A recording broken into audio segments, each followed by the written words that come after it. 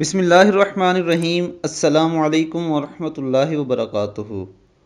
عقبہ بن عامر الجہنی رضی اللہ تعالیٰ عنہ روایت کرتے ہیں کہ نبی کریم صلی اللہ علیہ وآلہ وسلم کے پاس ایک جماعت آئی۔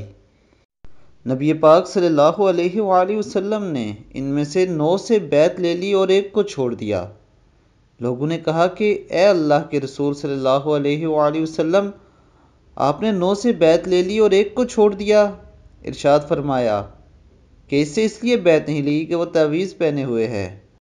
یہ سن کر ان سب نے ہاتھ اندر ڈال کر تعویذ توڑ ڈالا، اور نبی پاک صلی اللہ علیہ وآلہ وسلم نے ان سے بھی بیعت لے لی اور فرمایا کہ جس نے تعویذ لٹکایا اس نے شرک کیا۔